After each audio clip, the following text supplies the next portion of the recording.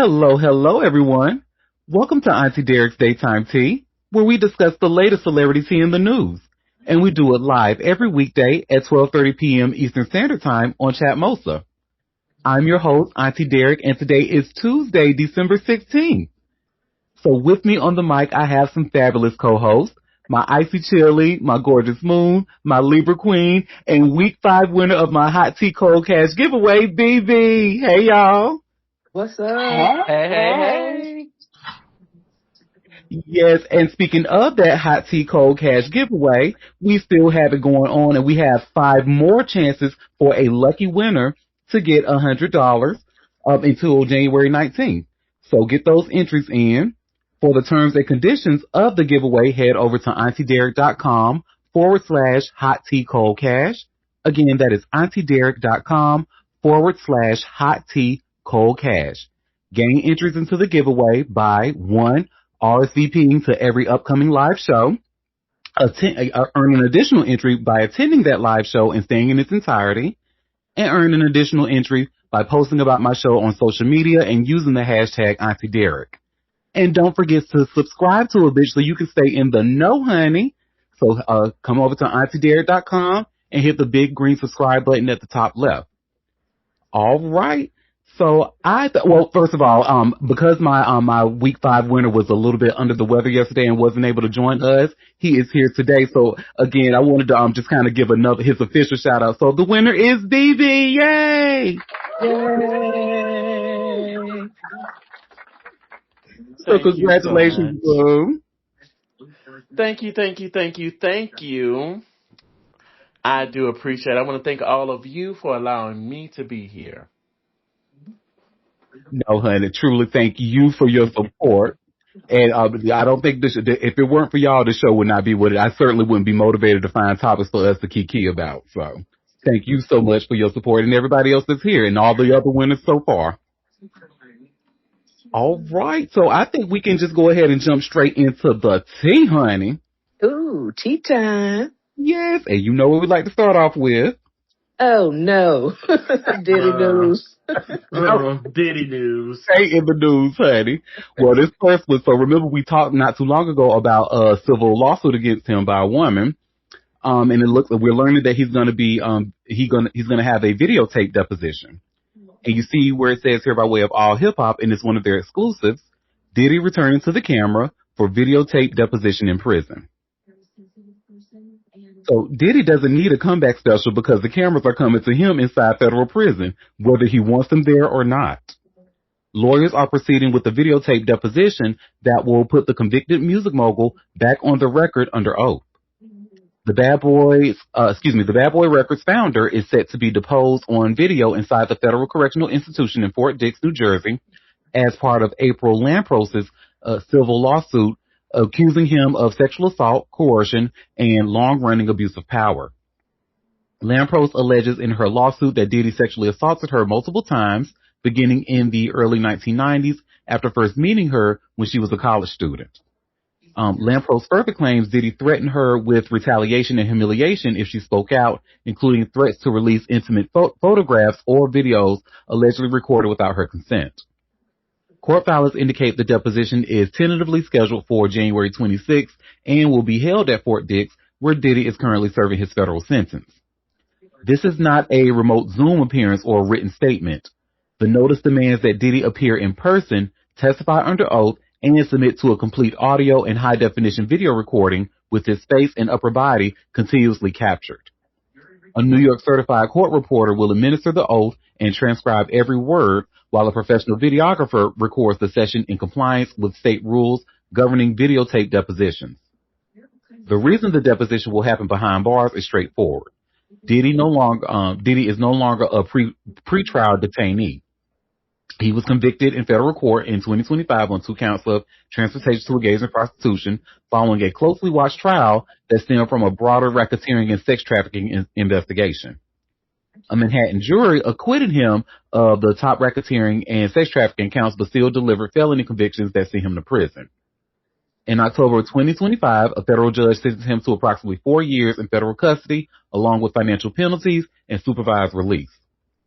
Lamprose's attorney invoked New York civil procedure rules permitting depositions of incarcerated defendants and coordinated directly with the Federal Bureau of Prisons to secure a legal visitation room for the examination.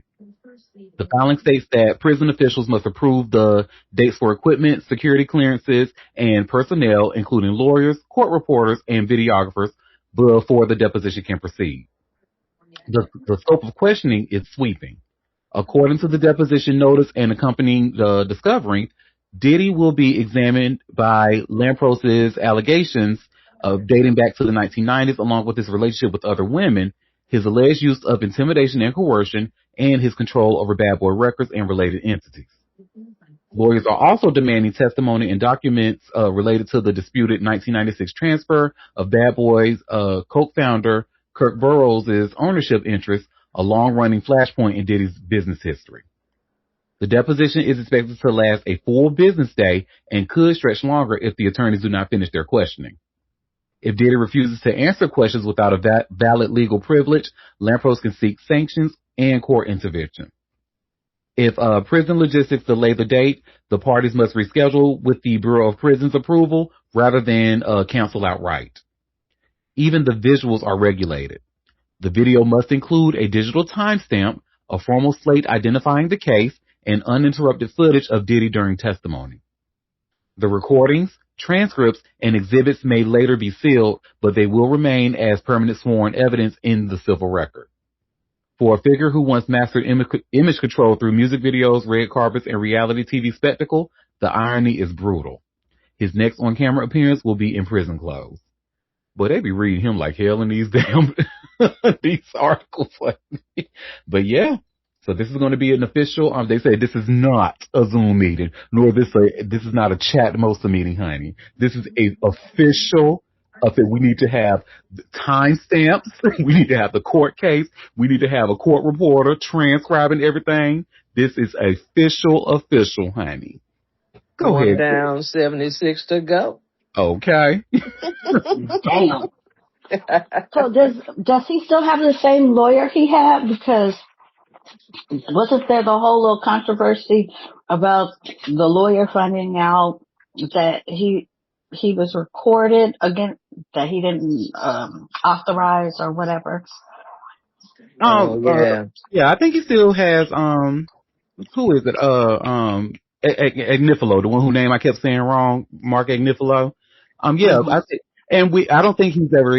I don't even think he released an official statement that we know. I just think people were speaking on his behalf. They were saying that they would have been upset if it were them. But I think he still has the same representation. I think Tanny Garagos is on maternity leave, I believe, at the moment. So yeah, that's that on that, honey. Well, I wouldn't have better let him wear a hat. I hate to say this. Because, usually I have a thing for, men with salt and pepper hair, but it don't look good on him. He looks really dehydrated and really ashy, from the pictures that I've seen. Y'all think they'll let him wear a hat? Like wear a hat and maybe a little lip gloss? I don't know. No. You can get a haircut. That's about it. I think they have hats in prison, but you can't wear a hat in the courtroom. Nobody can, not even the audience, remember? That's right. Oh, yeah. Ain't nothing going to change that he's looking unfortunate. Yeah, he's just going to probably get a haircut so he won't have that full head of gray hair like we see him in his pictures and call it a day.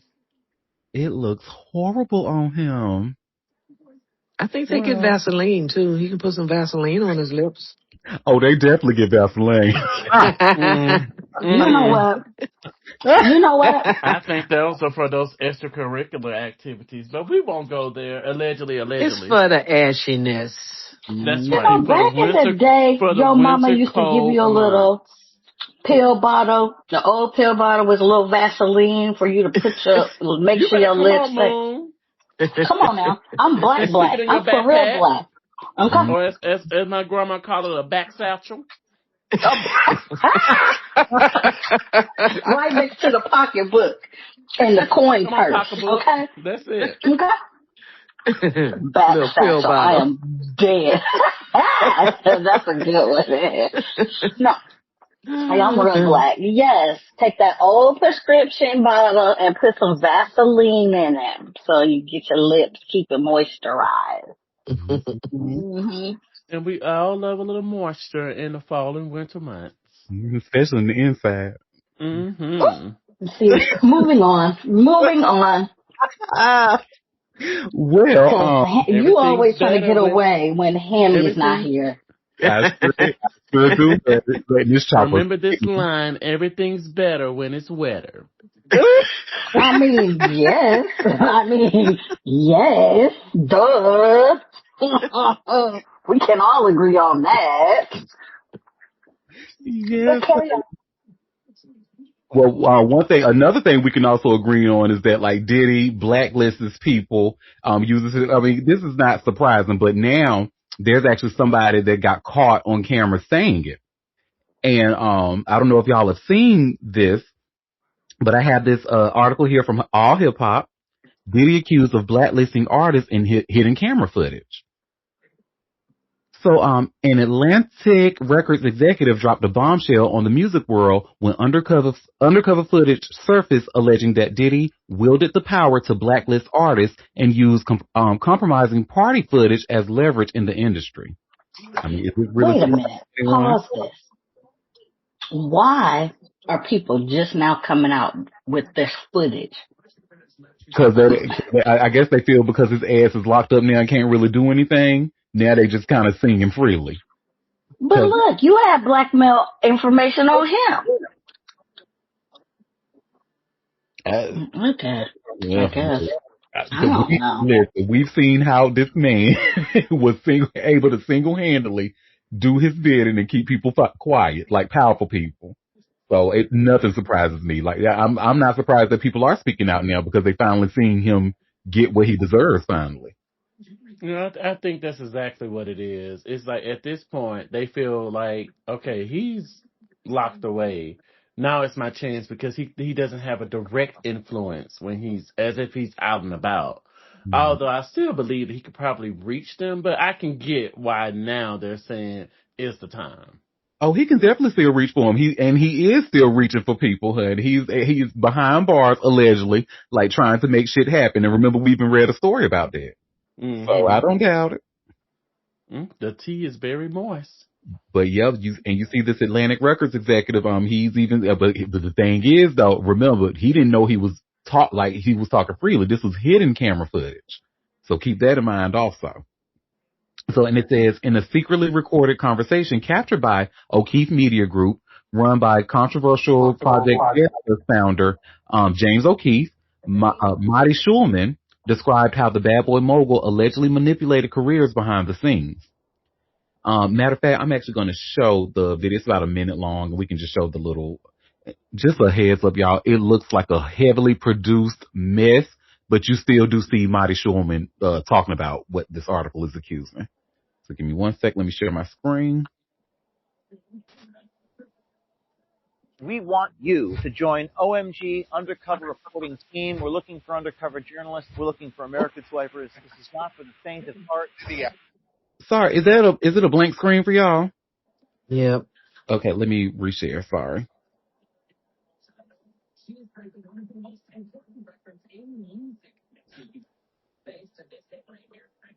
Ooh, that too. Let's try this. Yeah, I see the volume slider. Yay. Let me test it when we get started. Mm-hmm.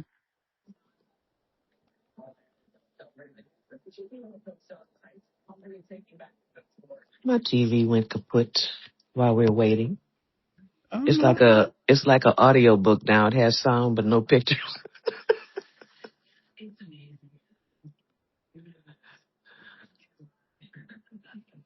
and sorry, y'all. Just give me one second.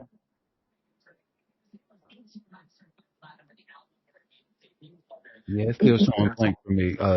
We have it could be a chat mostly glitch. I believe you're right because yep, I keep resharing and it's not doing anything. But oh Mm. well. Well, instead of me showing it, I'm just going to go ahead and read what he said.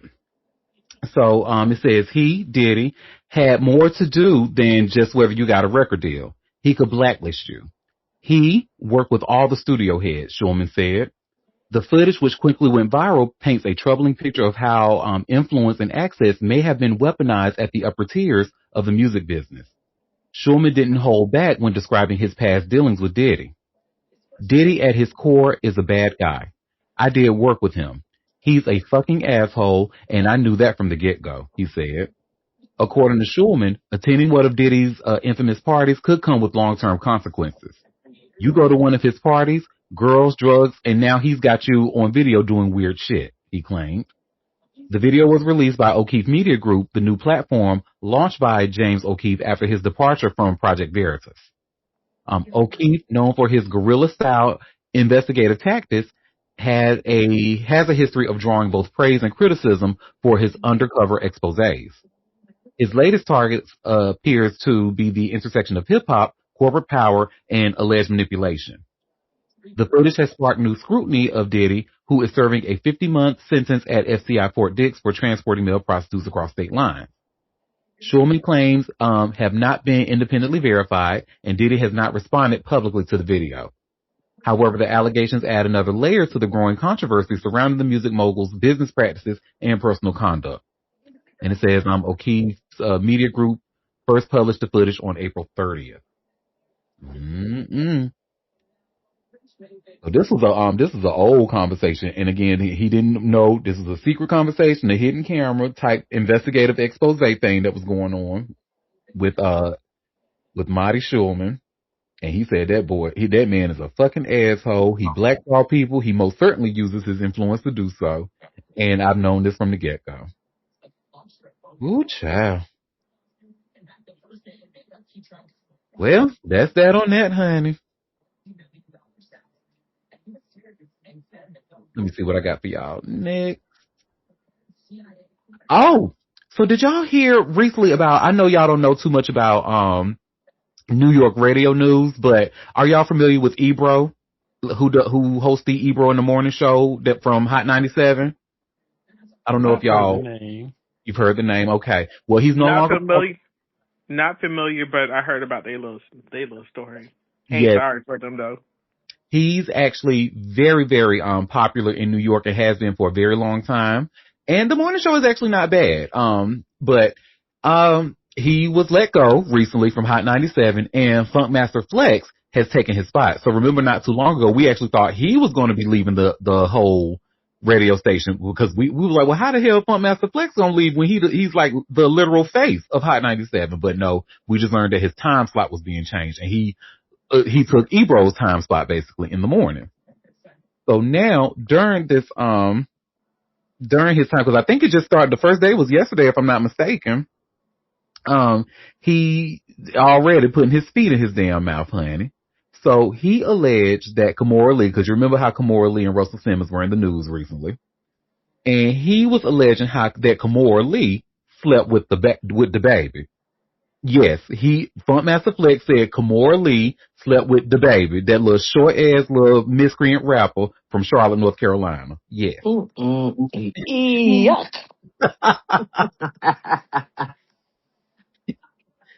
So, y'all should see where it says here by way of all hip hop, Funkmaster Flex's first day disaster. The baby mix-up creates Hot 97 chaos. So Funkmaster Flex turned his debut morning show into a public relations nightmare when he accidentally said the baby instead of baby while discussing Kimora Lee Simmons' past relationships. The veteran DJ took over Hot 97 morning slot on Monday after the station canceled Ebro in the Morning on December 12th. But his first day went sideways when he called Kimora Lee Simmons a bird and claimed she had a sexual relationship with the baby. Flex later clarified he meant Birdman, the Cash Money Records CEO known as Baby. Kimora was previously rumored to have dated the New Orleans mogul. The Baby quickly denied Flex's claims in a video response. And we can just see, let me see, give me 1 second, I'm going to refresh, and then I'm going to try to share my screen again to see if that bug has been, give me 1 second. We don't want it. We don't want it. Free eyes. You could just read about it. We don't want it. I need Funk Master Flex to do better though.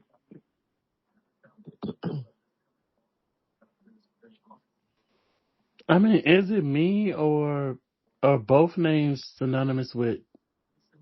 Never mind. It's not just you.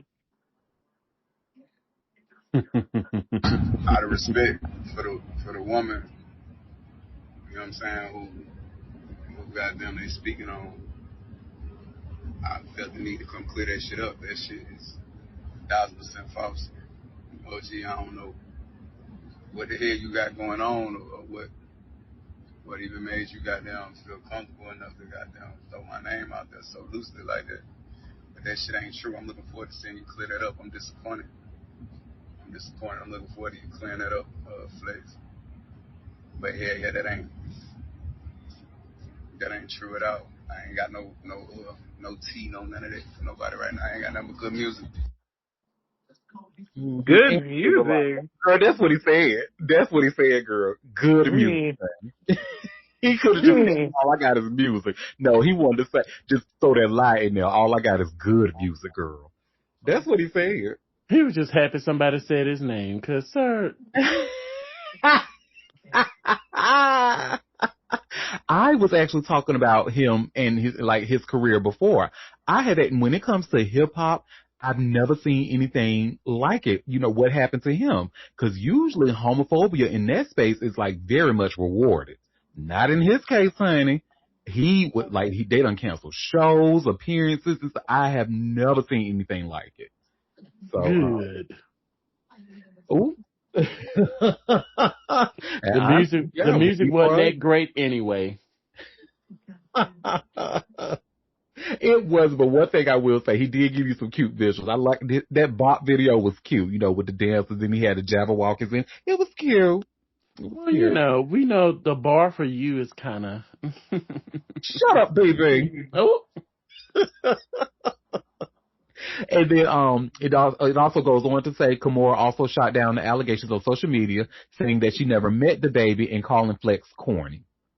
And then Flex posted an Instagram clarification admitting his mistake, and the mix-up happened during Flex's commentary on the explosive feud between Kimora and her ex-husband, Russell Simmons. The Russell Kimora drama started after she told People magazine she's pretty much the primary parent and called men weird. Russell fired back, claiming Kimora threatened to cut off his access to their daughters if he sued her for millions in Celsius energy drink shares. I gave you $50,000 a month for 20 years. I was your best and only friend. I'm the godfather to your 3 kids, until one day you stole my stock, Russell wrote. I have been fighting for my kids, love and my bread ever since, which we read about this, I think yesterday. Russell and Kimora's legal battle involves nearly 4 million Celsius shares worth millions. Russell sued Kimora in 2021, alleging that she used shares he owned to pay for her ex-husband, Tim Leisner, to post bond after his conviction for money laundering related to the 1MDB scandal. The case goes to trial in January of 2026. Kimora clapped back with a vicious comment claiming Russell was hiding out in Bali and that he should come back to the United States to face his accusers. Funkmaster Flex is overshadowed what should have been a smooth transition for Hot 97. Mm-mm. Go ahead, Libra Queen. And not only did he fuck up his whole little transition, but no, motherfucker, you made the mistake on live fucking air, and you need to correct that shit on live motherfucking air. Don't put shit on your fucking Instagram like you got followers, like people like following you, that's listening to you. No, don't make that assumption. Do the same correction where you fucked it up at. Don't try to move to a different platform that don't nobody give a fuck about your Instagram that you trying to drive traffic to. No, do that shit on the platform that you fucked up on, sir. Trying to be messy. Get on my motherfucking nerves.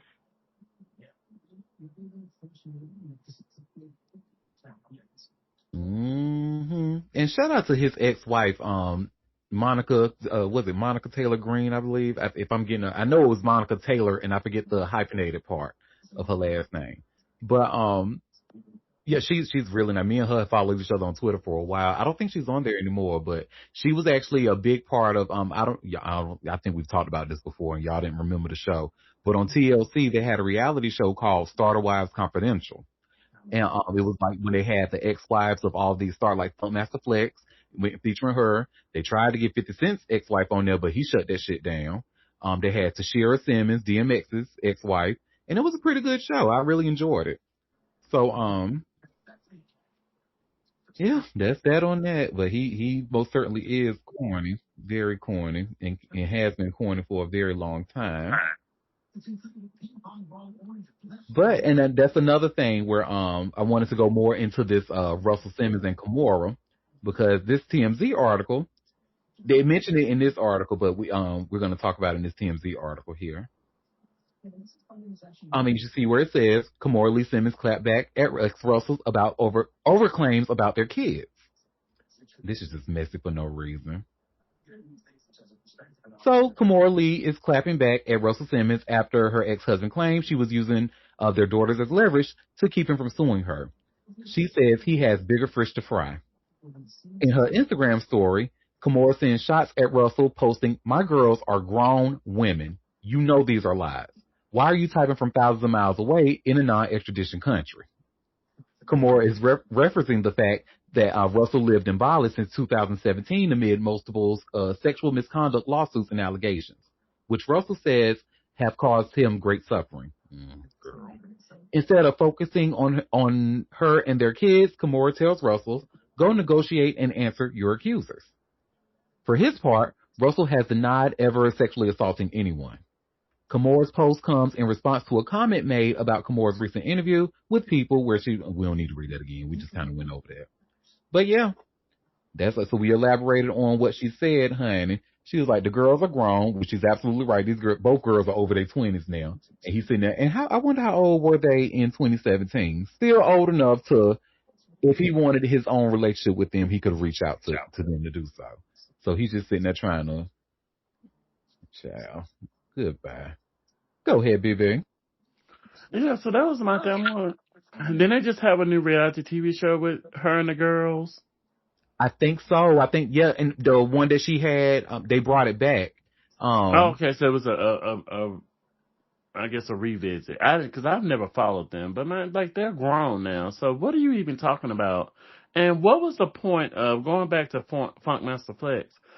What was the point of you even bringing up who she allegedly had a relationship with in the past? You know that saying, dig deep and think about the messiest bitch you know. It's a man. It's a man, ain't it?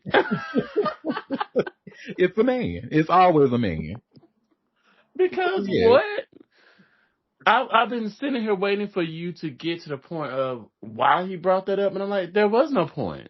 No point at all. The only point is because he's a messy bitch. Messy. And his ex-wife Ben done woke that up a long time ago. What a sad day. Loser. Well, let's talk more about that Ebro and Hot 97, honey, because speaking of losers. No. Yes, no. girl. Let's talk about it. Well, you might not want to, so maybe just kind of, because this is actually a good story here, where Drake, that biracial Canadian honey, is alleged to have had a hand in getting Ebro canceled. And I have this link here from All Hip Hop.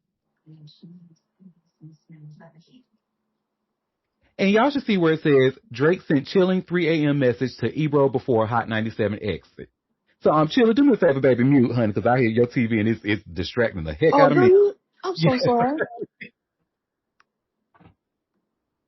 Well, Drake sent a disturbing private message to Ebro Darden just hours before the longtime radio hosted show was pulled from Hot 97, intensifying the fallout from the rapper's recent feud with Kendrick Lamar. The message, sent at 3:30 a.m., came to light during the debut episode of the Ebro Laura Rosenberg Show, a new YouTube series launched by Ebro alongside Laura Stiles and Peter Rosenberg after their sudden departure from the New York radio station. On air, Ebro revealed the contents of Drake's direct message. Die slower, pussy. We got some shit for you. Excuse me. The timing of the message raised eyebrows, as it arrived just before Ebro in the Morning was removed from Hot 97's lineup. The station has not publicly explained the cancellation. Drake appeared to revel in the show's demise, dropping an axe emoji in the comments of an Instagram post announcing the cancellation. That emoji, paired with the 3:30 a.m. message, fueled speculation that the Toronto may have taken the show's exit personally. Ebro responded to the message on the new show, suggesting Drake's aggressive tone was tied to his perceived loss in the rap battle. He mad he lost, Ebro said, referencing the widely discussed Kendrick Lamar and Drake feud. The trio new show streams daily on YouTube, making a fresh chapter following their exit from terrestrial radio. Mm-mm. It's funny. I actually got a message from a friend the other day. And I know when people, I just kind of want people to know, especially if you haven't been in that space, then maybe just kind of keep your unsolicited advice to yourself. And I know you think you're being helpful, but you're not. And I say all that to say is that my friend reached out to me and was just like, hey, I think you should, go into TV and radio and not podcasting. So I just kindly countered with, well, thank you for your suggestion. But the thing about TV and radio is that they don't own their content like podcasters. So no, baby, I'm right where I need to be. But thank you for your unsolicited advice.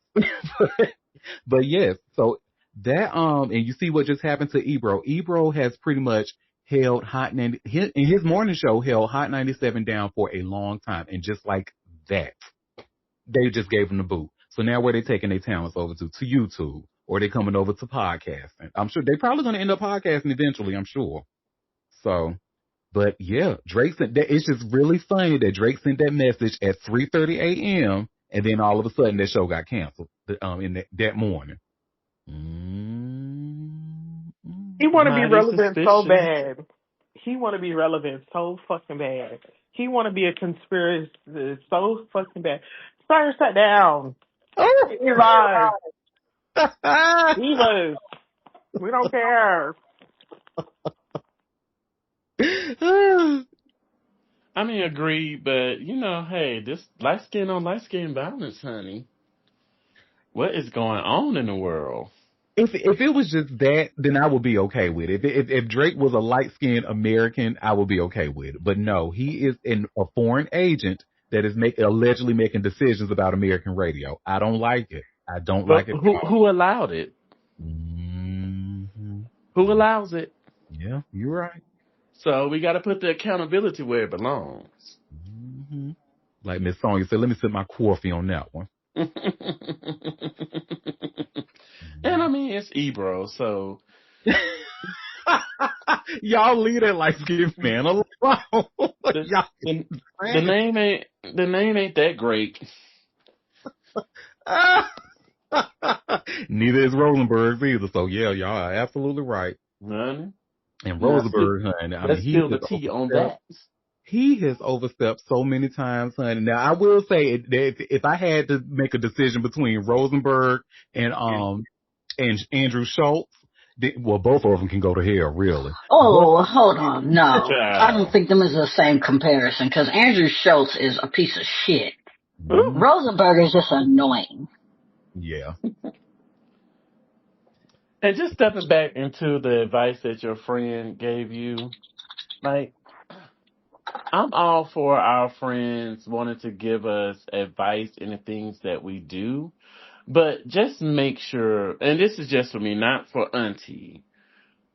If you're going to give people advice, make sure you're going to come up with some solutions to what you're giving. Like you tell us about it to break into radio. We see that these things are increasingly hard to break into. When you have a platform like this, you can break into on your own content. You're literally building a fan base here. And this is going to go far, right? But if you're going to come to me with advice like that, make sure you come with some facts and come for some help. If you're going to tell me to break into radio and TV... Why would you break into radio when radio is dying? It's a baby dying. It's dead. Yeah. I mean, I'm on life support at this point. Funny, but I'm saying if you're going to come to me with that, come to me with some facts and let's back it up. Like, hey, if you do this, then maybe I can take that advice. But just because you think that I would be great in that space, in a space that we know is in a coffin, Like let's watch our advice because it's not. Sometimes we should just shut up. There we Yeah. go. Well, there it is. I was trying not to say it, but sometimes we should shut up. A lot of Yes. times. Yeah.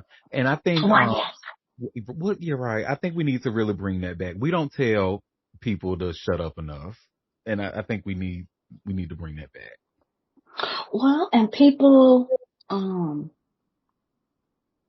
act like everybody's opinions don't matter. I mean, that's just that. Hmm. And again, nothing against your friend because I don't know your friend. I don't know the relationship. But I just like if you're gonna come to me with something constructive, make sure it's fully thought out. I'm sorry. I was getting out of a meeting and I knew we were on the Ebro story, but I could not hear everything. Just give me a small synopsis because I know I got something to say about it, but I just want to know what y'all said, what was said about it. Which part did y'all talk about? Oh, well, we really didn't talk much about him per se. We just alleged that Drake may have had a hand in getting his show canceled because he got a strange DM from Drake at 3:30 that morning before his cancellation. Mm-hmm. And then we Drake is talked a about bitch. Flex, his first day in that spot. He alleged that Kamora Lee slept with the baby when he really meant baby from Cash Money. So Who, that's Ebro? no, Funkmaster Flex in Ebro's spot. Oh, okay, that was well, Funk Flex is a problem in himself. Well, yes. And I'm sorry, never mind, I'm gonna keep that because I don't need y'all dragging me. Never mind. Girl, they drag me all the time, so it's okay. But Look, like you low key, I know, look, I don't normally like light skinned men, but something about Ebro, maybe it's his voice, maybe it's his like East Coast accent, I don't know, or maybe it's the way he talks with like authority.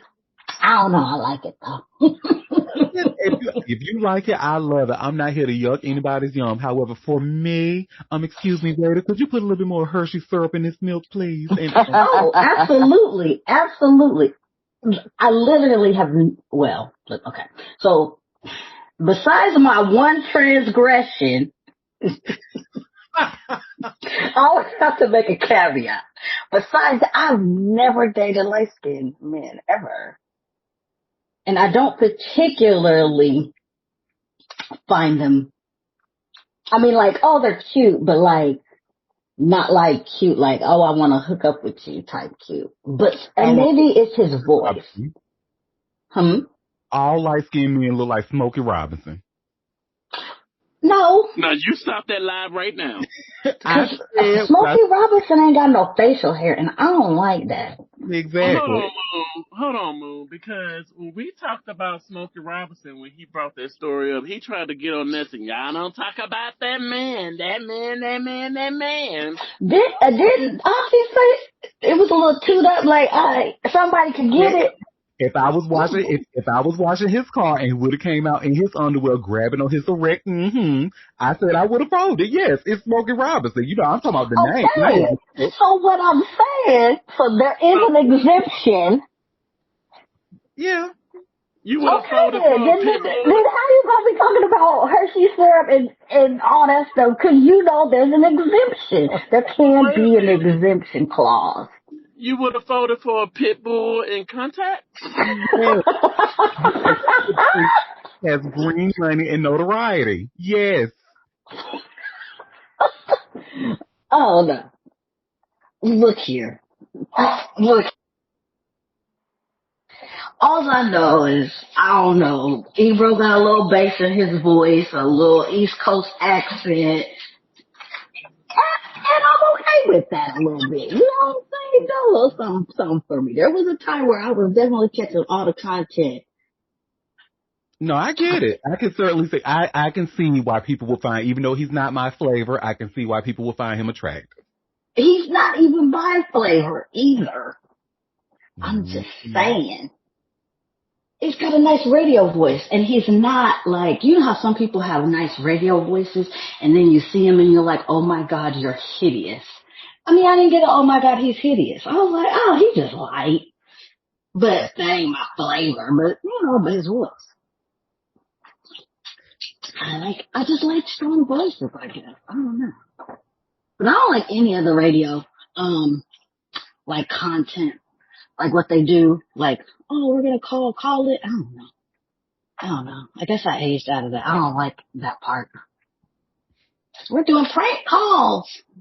I don't think because I know Breakfast Club is like one of the only morning shows that I listen to like on a regular basis. But they certainly don't do any prank calls. But that was one thing I truly enjoyed. That shit used to crack me up, and especially when they. Tommy. Nephew Tommy, yes, him for sure. And then in New York they had Carmen. Hola, this is Carmen. Boy, when that used to crack me up. Oh my God. Or who they would have, what's the one where there was, I just heard one the other day about, they didn't go on a second date with somebody, so now you having the radio station call this person to figure out what. I said, the antics they be on is crazy. Mm-hmm. But yeah, I haven't listened to, this week, I had left the house without my phone. And I don't have Sirius X radio right now because they piss me off. So I left my phone. So I was like, oh yeah, radio. Let me turn that on. That's the first time I've listened to regular radio, and I couldn't even tell you ages. I said, oh, they're still doing the same shit. And the same songs are still on the radio. Oh. Same shit, girl. I listen to it often, like especially when I'm in the car and stuff, but in iHeartRadio. That's how I usually listen to it. If I know like a certain celebrity is gonna be on, I want to hear that interview and I'm up that time of morning, then I'll listen to it on iHeartRadio. Is that on digital? Like, how do you listen to it? Mm-hmm. It's an app. iHeart. And my Oh, podcast. yeah. Okay. Cause you were saying radio, but I was thinking, I was like, how would I listen to that if I didn't have my phone? But yeah. Mm-hmm. I forgot all about iHeartRadio. Yes, and shout out to iHeart. Yeah, you can always search, to those who are listening, if iHeart is your preferred platform, you can always search Auntie Derek's Daytime Tea in the search engine at iHeart as well. Look, bitch. Okay, look here. We just sat here and talked about that. And why I just got a notification that said Netflix strikes deal with iHeartRadio on video podcasts like Breakfast Club. Bitch, literally that just jumped up. Let's go. You see what method is like is thriving right now, right? Podcasting. You see how everybody's trying to get their hand in the podcast number. Look, we've been trying to tell y'all. One day y'all gonna learn to listen to your auntie. Well, but everybody don't need a podcast, Mike. Everybody don't need it. You remember the conversation we just had about opinions? Everybody got a fucking opinion. Yeah. Ain't nobody vetting some of these dumbass, but you know what? I think what'll happen is all of their shit, like, they'll get weeded out. Like what's that, more wisdom people name that got caught up for racist bullshit? I think they'll be problematic for a while, and then they'll do something, and they'll get weeded out, I guess. But everybody don't need to have a mic. They don't, but the thing about like I think I'm actually on the other side of that, right? Because I think it's a lot of space in the the podcasting world. Now, the thing about that, everybody does not need one, but I will fight for their right to have one because freedom of speech and all of that. But the thing about this, if you get on there and you're not gonna be good, your shit ain't gonna go nowhere, and ain't nobody gonna listen to it. But you can still try. That's my whole thing. I think everybody can try. You can't stop the toxicity. We have to be responsible for the things that we consume. So if it's trash content, it won't go anywhere. People won't support it. Now let's talk about that. people are supporting Andrew Schultz, and he is a trash ass, toxic piece of shit. And somehow he's made famous. But whatever. Mm-hmm. I guess you're right. Everybody should have, But it's too much. And I think maybe I feel like it's because we have a trash ass president and so many other things are going wrong. Like, can we have somewhere where it's just not people spewing out toxic masculinity and patriarchal bullshit and degrading women and trash ass opinions? Ugh. Wouldn't that be Girl, nice? that's too much. I know. Uninformed, not knowing shit ass opinions, speculations of uh, uh, conspiracy theories that don't even fucking make sense. I'm sorry. I mean, nothing can compare to the quality show that we got going on here. Okay. Okay. And every other quality show on Chat Mosa. Okay. But Yeah, buddy. you're right, BB. We have to be responsible. But I'm like, boy, do you see how so many people got brainwashed? Well, those people were already trash to begin with. So, like, it's kind of not hard to, because if you was already a trash person, if I come to you, being and I'm trash that's been platformed, I'm going to want to be like you, right? So, those people were already lost to begin with, honey. He didn't turn anybody. If they were supporting Andrew Schultz and his politics, knowing all that we know, baby, they was trash to begin with. So And all the men who was listening to, what's that rapist name? What's his name? That they Andrew. just came back and them table. Oh God. Mm-hmm. Whew. And you find sense in anything that Andrew Tate says, especially in his comments about women. Oh, baby, you was already a trash ass motherfucker to begin with. He couldn't have turned You're you right. into anything. Now, can You're he right. interrogate children like the 6-year-olds and say, "Oh, absolutely, yes"? But once they get to like 13 and they still see like a girl as like not human, baby, we already got something. We there's a problem and we need to take extreme measures again. So. Mm-hmm. Mm-hmm. You're right. You're right. You're right.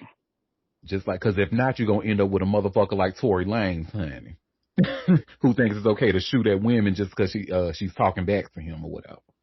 But do y'all remember the last time we talked about his little short Canadian stupid ass?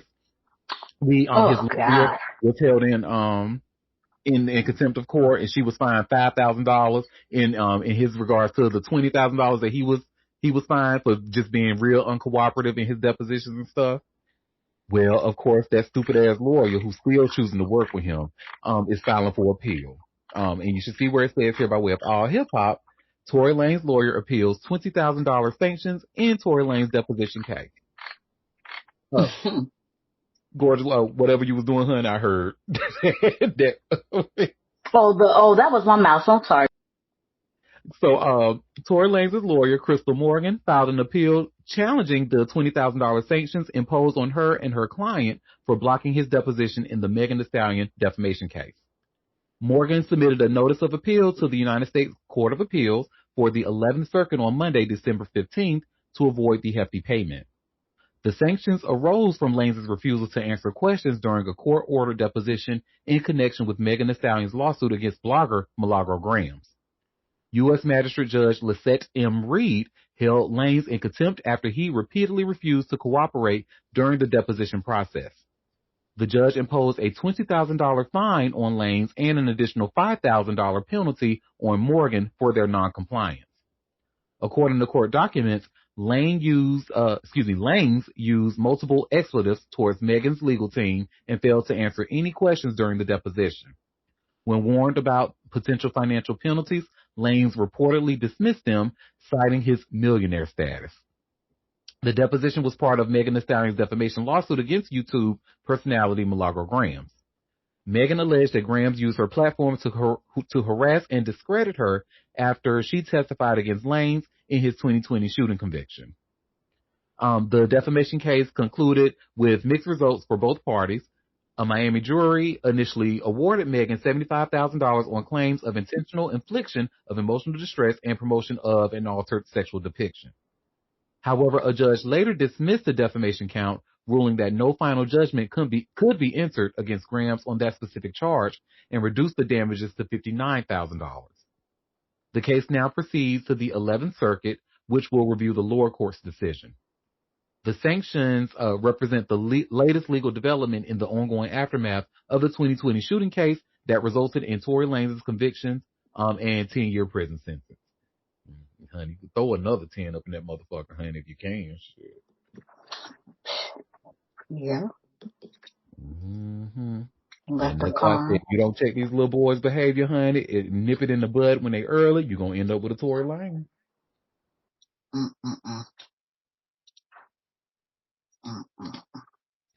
Well, he came about it honestly because they weren't trying to nip that in the bud because the bud was doing it too. That part. This is not an anomaly. This is a continuation of the bloodline. Mm-hmm. You better wake it up.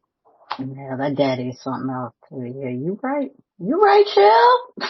You know I'll be with you. I mean, it ain't like he's different. I want to Rock Nation will crab ball. Rock Nation. Upon the mighty whatever. I wonder if I could. I'm gonna send him an email and be like, "Hey, if you need me to speak on Tori's behalf, now I'm gonna take because clearly he likes to send people $3,000 on behalf of his son, but I'm gonna take that $3,000 and I'm not gonna. But He's not gonna say nothing. He ain't gotta know that. Let me stop. I'm not. I'm a bitch with integrity. I wouldn't even take his money. Well, speaking of people who have no integrity, honey, child, our president. Oh shit, that bitch. Look. Girl, our president, honey. I already know what you're going to talk about. That's disgusting.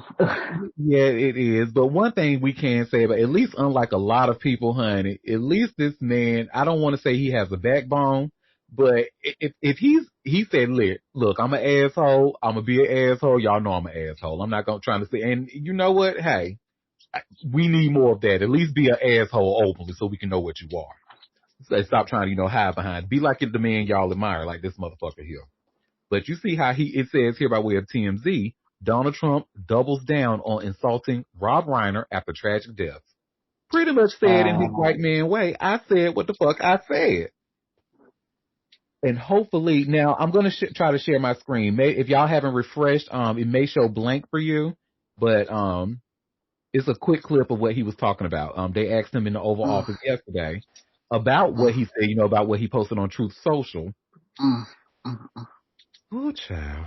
Yeah, he made the national news with that bullshit. I mean, when you have the other Republicans coming out and like, hey, this is out of pocket. He didn't care. He didn't care. No, he don't care. A number of Republicans have denounced your statement on Truth Social after the murder of Rob Reiner. Do you stand by that post? Well, I wasn't a fan of his at all. He was a deranged person as far as Trump is concerned. He said he knew it was false. In fact, it's the exact opposite, that I was a friend of Russia, controlled by Russia. It was the Russia hoax. He was one of the people behind it. I think he hurt himself in career-wise. He became like a deranged person, Trump derangement syndrome. So I was not a fan of Rob Reiner at all in any way, shape, or form. I thought he was very bad for our country. Yeah, just like you are. Girl, like what? I couldn't even do anything. I'm like, this man is crazy. Like every day I wake up and say, how did this happen? How did we get here? Well, his chief of staff is telling us that, it's a possibility, alcohol, even though he has gone on record to say that he does not drink, honey, alcohol may be the culprit, honey. And his chief of staff, she unintentionally spilled his tea. So y'all should see where I shared here another TMZ article. Trump's chief of staff, Susie Wiles, says he has an alcoholic's personality. Oh, well, he do. Is it the kind you crush up and Never mind. That personality, that alcohol, yeah, probably. Well, Donald Trump's second term keeps sparking serious what the fuck moments. Now his chief of staff says his erratic behavior boils down to him having an alcoholic's personality. Trump's former campaign boss and current chief of staff, Susie Wiles, spills it all in a Vanity Fair tell-all, explaining her analogy, saying Trump operates like he can do no wrong, a mindset that seems to mirror the reckless, impulsive behavior often associated with alcoholism. For the record, Trump's late brother, Fred Trump Jr., struggled with alcoholism, though Trump himself doesn't drink. Still, it looks like Susie knows the disease well. Her own father battled alcoholism too. Susie says she even helped her mom stage an intervention to get her dad sober. But when it comes to Trump, who doesn't drink at all, the big question is, what's his excuse for the chaos? Not that it seems to matter to Susie, since she's firmly on Team Trump. Tuesday morning, Wiles posted her reaction to the article on X. She described the piece as a disingenuously framed hit piece on me, saying significant context was disregarded. But honestly, just lately alone, Trump's been popping off nonstop, making shocking comments about the murders of Rob Reiner and his wife Michelle, going after female reporters left and right, and basically beefing with anyone who looks at him funny. It's a dry presidency, but clearly the hangover's not going anywhere. So I brought this up to say that because we all already know that he's a liar in chief, and he said that he doesn't drink. So I just actually found this to be really interesting for someone who has had to deal with alcoholism and said that she even had to stage an intervention along with her mother, for her father because of his drinking, and for her to say that her boss has that same kind of personality. Girl, you just unintentionally spilled that tea, honey, and then gonna try to walk it back. Look, and it's on national TV. I mean, they are talking about it incessantly right now. But honestly, I don't think he does drink, but I think his, narcissism, his, age advancement, and whatever is going on that they're not telling us, might be a little dementia, a little something, I don't know. But I could see where, he has the delusions of,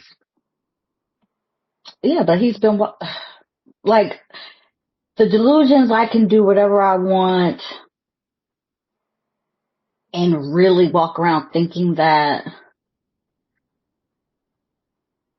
I think it's giving off the vibes of drunk. On something. In the yes. Like, or he could be on something else. Yeah. An extreme narcissism. Extreme to the utmost. Like like they should just put his picture next to it. This is like he is the definition. Like, how do you take someone's death, someone else's death that happened outside of politics, outside of everything that has to do with you, and somehow make it about yours? That is a level of narcissism that I don't even think we knew existed.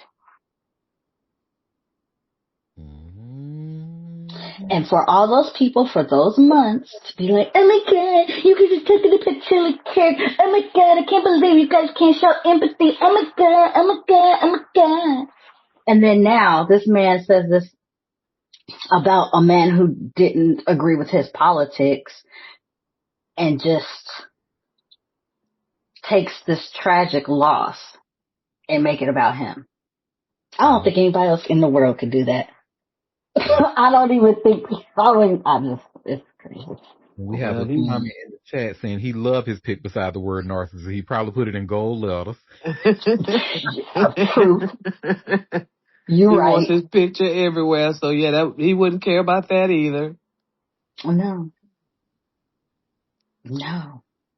He wants his name on everything, especially if Obama's attached to it. Honey. Mm-hmm. Mm-hmm. And just, I just be beside myself. Like, this is really our reality. Ain't that something? Mm-hmm. Well, his son, Donald Trump Jr., so he was able to take his mouth off of Aubrey O'Day's vagina for a little bit, and allegedly. And now he looked like he's going to be engaged again. So I guess the third time's a charm. So, Oh, yeah, y'all should see where it that says, cokehead has another girlfriend? yeah. hmm Donald Trump Okay. Jr. is engaged to socialite Bettina Anderson. Look, we have a comment. What you say? Honey, he was dicking Aubrey down, honey, allegedly. If that's true, I don't care if that bitch never go on another What is it? What's their name? J Tweet. That's the other group. What's their name? That Girl. bitch, fuck that sorry ass bitch. You let that cokehead suck on your coquette? Mm-mm. It was very Mm-mm. true, honey. Matter of fact, Mm-mm. let me just do a quick Google search. There was a picture that she posted of them like together, girl, the feet all out and shit like that, girl. They all laid up. It was nasty. Okay, well, you know what? Fuck that bitch. She can just, I knew I didn't like her ass any goddamn way, but that just totally solidified when y'all was talking about that the other day. I was thinking, who cared about that bitch being in the hospital? Or don't nobody care about her? And so I'm glad I felt that way. Ooh. Yeah, and this was it around maybe 2017, if I remember correctly. It was definitely like around the time where his presidency was new. So I So don't give a damn. It was bad then. I've been preaching the whole time. What? That's why ain't nothing good coming to her funny looking ass. well, now he took a break from Aubrey, so now he's with Bettina. And it says, congratulations are in order for the Trump family. Donald Trump Jr. is engaged. The eldest son of Donald Trump popped a question to his girlfriend of over a year, Bettina Anderson, which they announced at a recent White House gathering with the smiling president beside them. The announcement was shared on Twitter by Laura Loomer's ugly ass, and you Oh can God. tell just how thrilled the lovebirds are about the major development in their relationship. Trump Jr. thanked his better half for giving him the yes, calling it a big win for the end of the year. Bettina also said a few words, telling the clapping crowd it's been the most unforgettable weekend of her life and she feels like the luckiest girl in the world. She also shouted out her future in-laws for hosting such a nice event. It's not clear exactly how Trump Jr. and the socialite from Palm Beach, Florida met, but they have been dating for well over a year. They were spotted holding hands in Palm Beach last December. This is Trump Jr.'s third engagement. He asked his first wife, Vanessa, for her hand in marriage in 2004. They walked down the aisle in Mar-a-Lago in 2005, and she filed for divorce after 15 years of marriage. They share 5 children, Kai, Donald III, Tristan, Spencer, and Chloe. And she is now dating golf legend Tiger Woods.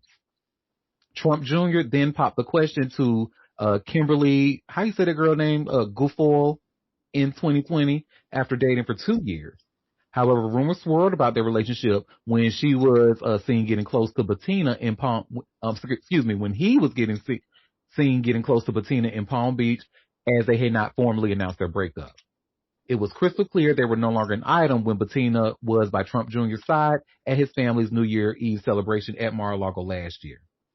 Trump Sr. announced Kimberly at the U.S. ambassador to Greece as speculation about her relationship with his son swirled last year, and she is now stationed in Athens as of November. They got her ass up out of there. They said, Mm-hmm. oh, here's a job across the world. Bye. Mm-mm-mm. They did that so she wouldn't talk about his cocaine, drug addiction, keep her quiet. Cocaine, from here to medicine. Cocaine. Yeah, he been caught on camera sniffing and wiping that nose way too many times. Mm-hmm. Way too many. He just loved him some white girl, honey, in every aspect of the words. I mean, he was doing it at the inauguration. He was taking bumps at the inauguration. Yes, Like, he that shit was. is crazy. That's crazy. Look, I knew Happy Ass was ratchet. She put in the what the hell you know about that anyway, Happy? Talking about they in love with the Coco. What you know about that? You're I funny. knew it was ratchet. And it's funny you actually brought that up because I have a story about him on my list. And we're actually going to do that story now since Happy brought this up. So, y'all know the singer of that song, OT Genesis, right? Yeah. Honey, what are you, OT Genesis? What are you doing, baby? Oh my God! Like what Oh the God, fuck? what'd he do? Child spitting in the girl's face for ignoring his advances. Yeah. Oh. And y'all see, I just shared this hot new hip hop Oh. article. OT Genesis accused of spitting on a woman for spurning his advances. Mm-mm. I thought he was better than that. Damn. Mm-mm. Yeah. OT Genesis has been accused of allegedly spitting in a woman's face for rejecting his advances after he tried flirting with her at a nightclub in Miami over the weekend. Beauty specialist Isabella Grais detailed the incident in a lengthy post on Instagram Sunday. She began explaining that she was out to celebrate her best friend's 25th birthday. A man named OT Genesis approached me while I was out celebrating my best friend's 25th birthday, Grace wrote. He began flirting with me while I was on the phone.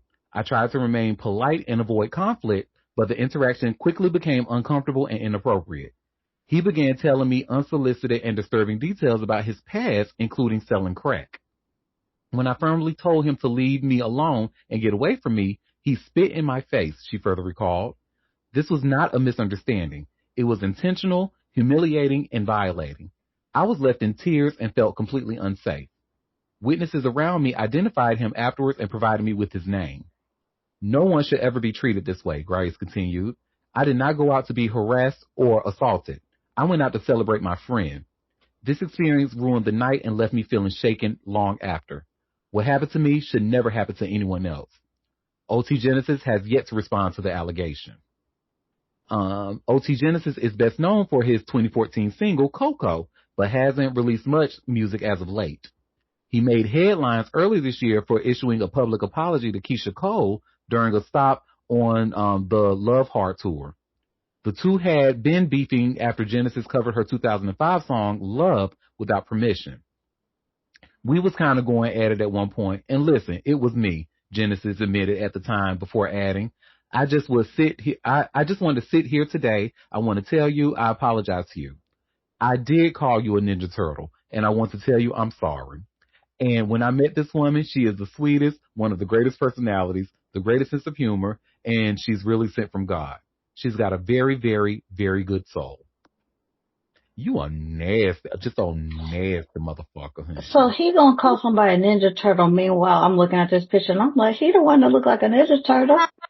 The hell? I ain't want to say nothing. I'm like, oh, ain't you got some fucking nerve, huh?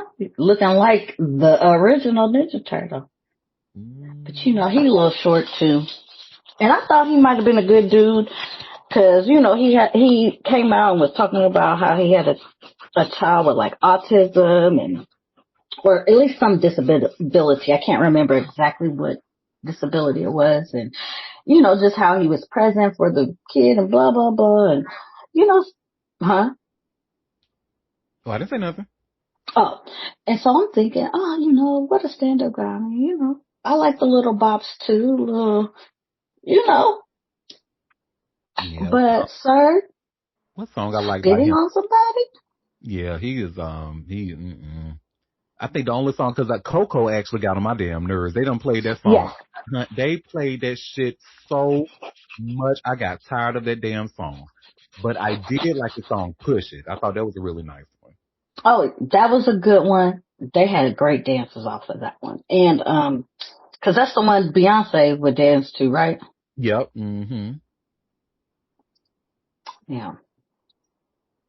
Cut it. Cut it. That's Oh, what it was. you think about Cut by K Camp. Yeah, K-Camp did cut it. OT Is Genesis. the K Camp? Oh, Mm-hmm. he did push it. Okay. Let me, cause I'm like, wait a minute. Now push it goes, push it, push it, push it, push it, push it, push it, push it, push it. Go get the Okay. Well, motherfucker. now no. No. I'm like, wait a minute. Wait a goddamn minute. That wasn't it. That ain't the song I'm talking about. Mm-hmm. Now I think I you know cut it, hey, cut it, cut it. that was a cut. I said, way too high. You need to cut. Yeah, Need that to was the cut moment. it. that was the moment. That really was. It was OT Genesis. That sang. No, wait, push it. Yeah. Oh no, there's push it. Wait, what popped up? The other one, everybody mad. That's what she would dance to. Oh yeah, yep. And that was by K Camp also, right? That's OT. Oh, okay. I didn't know that was OT. Okay, cool. Well, he's a nasty motherfucker, and Beyonce probably won't be dancing off of any other his music, honey. We want to spit in a bitch's Not face. now that we heard that. Nasty fucker. No, he did do. No, he did do. Cut it. Him and Young Dolph. Oh. That was like, wait a minute. No. Yeah. Cut it. Yes. OT Genesis and Young Dolph. Well, my bad. R.I.P. Young Dolph. Shit, you know them shits came out so No. long ago. Yeah. Well, yeah, he ain't making no money. The last time, what's that boy name? Or he had a baby by, Chloe's best friend, one of the twins. I know exactly who you're talking about, and I cannot think it's at the tip of my damn tongue. I don't remember her name. I can barely remember names. I am terrible. I'm terrible at names. Now the twins are named Malika and Khadijah. So Malika and Khadijah. Yeah. Whoever wasn't married, which one ain't married with kids, he had a baby by that sister. Let me see. Malika. It might be Khadijah.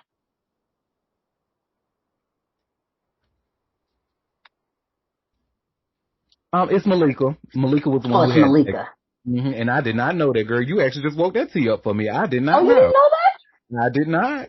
I'll be knowing a little something. I was coming to say that. I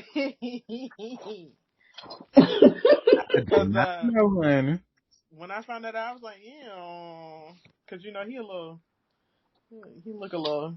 He looked a Ninja Turtle-ish. Yeah. And I was like, girl, what are we doing? And she was so happy. Because I think they broke up by the time she had the baby, they was already broke up, I think. Yeah. And I'm looking at when the baby was born, so it says March 14th of 2020. So yeah, this was definitely pandemic territory when the world was about to shut down. And yeah, and I'm gonna drop that. Oh, right as we had just shut down. Mm-hmm. Really? Because March 16th or something? I was like, yep, that's why the damn pandemic, honey. We was trying to figure shit out. The panoramic. March 13th, 14th? Everybody was shutting down that week anyway. Whatever. It was all that. What a time. What a goddamn time. Yes, Lord. Almost 6 years ago, y'all. I can't even believe it. But you know what? If we wouldn't have had a panorama, I would not know y'all like that. Oh, God. So it did what it needed to do. Yeah. Unfortunately, I'm sorry people had to die. That wasn't cool. But if we didn't have a panorama, I would not know my lovely people the way I do now. No, why you sound like Vanessa Hudgens? Because y'all remember she got so much backlash for that. She was like, because she wanted to go back outside, honey, when everything was. So she was like, people are gonna die. That's just how it is. Say what? Damn. But that's kind of like that Congress over there saying, well, people die every day. And she basically could have just said, people die every day, B. She could have just said that. Like, God damn. Honey, she wanted her a cup of ice cream from Cold Stone or something. She was dying to get outside, honey. She was like, people are gonna die. Like, it is what it is. And then she had to come out and apologize for that. Girl. It was a big mess. Cause you say that because you want some ice cream, girl. Bye. She sounded stupid. Yes, girl. I mean, Vanessa. people was dying at the rate of refrigerated trucks. The boy couldn't hold them all. That she wants some ice cream, girl. Especially in New York. What? It was too much. It was that was not a good time. Definitely. I mean, some of us did gain some flowers out of that time, but it was scary. Hmm. Well, now this next story, honey. Speaking of stupid people, Miss Nikki, baby, Miss Nikki. Well, I don't want to call her stupid, but she is kind of keep having multiple kids by that boy. Wait, hold on. You mean the one that's married to the little light skinned boy? Uh huh. Okay. Leandro, or Jello, whatever he want to call himself these days. And I hope you are not coming on this internet to tell me that woman is pregnant by that man again. No, thank God. But Oh, okay. Woo! trying to do is get that money from him. That child support, that support, honey. And she wants Oh, to be. baby. And y'all see, I just shared here by way of hot new hip hop.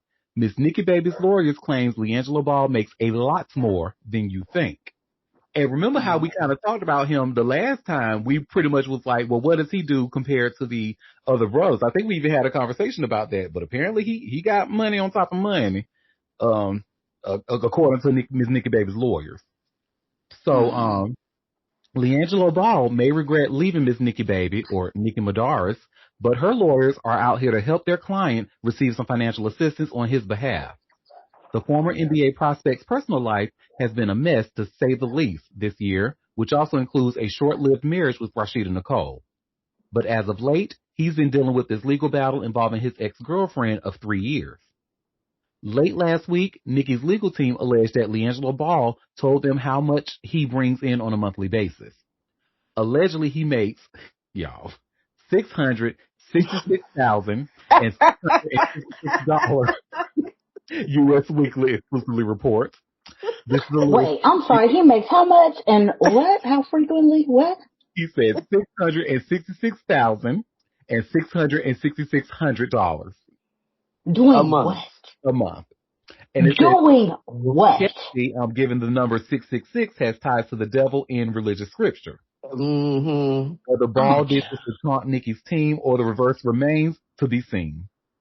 Yeah, that shit sound whack. But that's not um, the focus here. What uh, is is the rapper allegedly makes a whole lot more than the mother of his two kids, or than the mother of two of his kids, excuse me. In a single month, LeAngelo makes more than Nicole's entire net worth, Miss Nikki's lawyers claim. They say that includes her cash, checking, investments, 50% equity in a Beverly Hills condominium, and her equity interest in a Rolls Royce. Moreover, as of May of 2025, Ball reported net worth totals $3,894,562.55. On the side of Miss Nikki Baby, she's in a much tougher financial situation. Per the filing, the reality TV figure brings in just $4,167 per month. Her current occupation is quote unquote influencer. However, her lawyer claims that she's not bringing that in from a salary, but rather her business ventures. Around 2,000 of that comes from her lingerie and clothing brand, her lawyers say. Moreover, Nikki included her expenses and her accounts.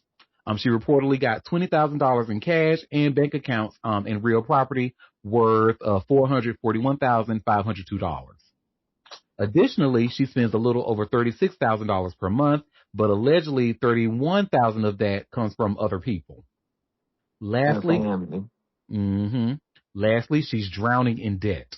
Nikki reportedly owes American Express $28,000, and it says $2,375 on a Range Rover lease and $5,800 on another car payment. She also has to satisfy $156,725 in loans for living expenses that family members helped her with. U.S. Weekly reports that both LeAngelo and Nikki will appear in court later this month. The former did try to legally demand that his ex turn over specific bank statements, including ones related to jewelry purchases, cosmetic and plastic surgery, and any sort of travel and vacation expenses. Mm-hmm. Child, but that's the problem. Is her family can support her. That's how she's been living for a long time. So they got lots of money. Green money, honey. Okay. That ain't, okay. Baby, she picked the wrong one. Cause he ain't gonna have money very much longer. I don't care what nobody say, cause he's not a very good rapper. That little catchy song cool, but whatever. They say, cause I googled, cause I was like, how much money is he really making?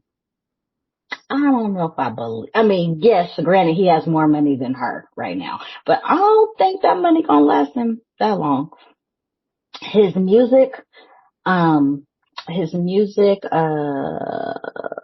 contract, I think is worth up to 13 million with an 8 million guarantee. This sounds like a freaking contract like for a league or something, but apparently he's got 8 million up front for the little song Tweaker. That's the only song. I don't know. Has anybody heard anything else outside of that?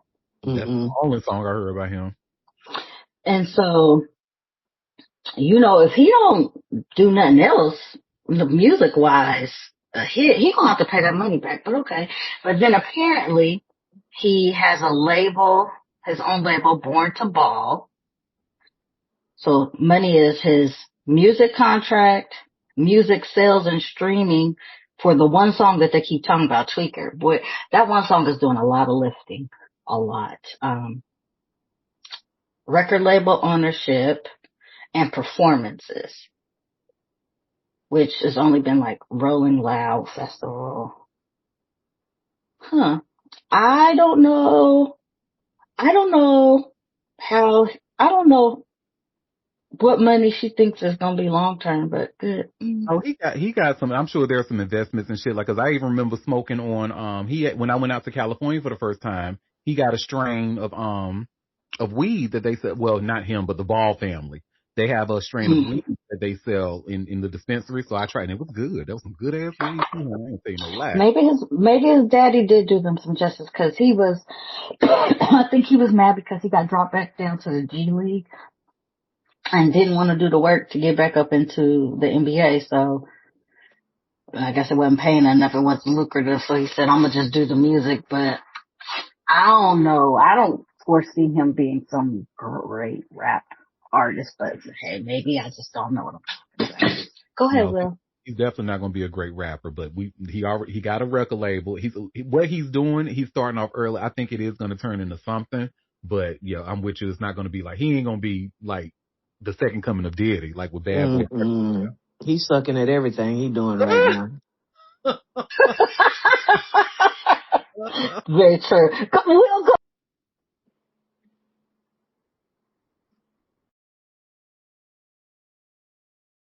Go ahead, Will. Willard. Sorry. Press the button. Okay, Charlotte, stop playing. You know what, Miranda? Don't you start with me.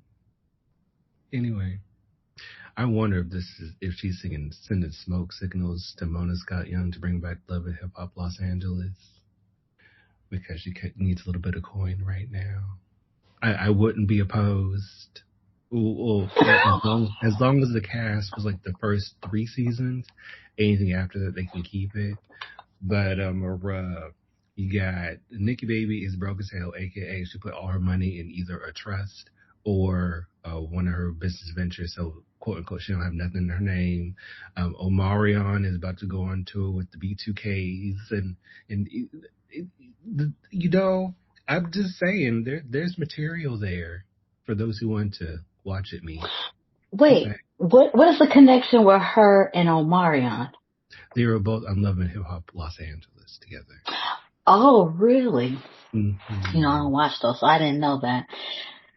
Omarion, he need money too, child.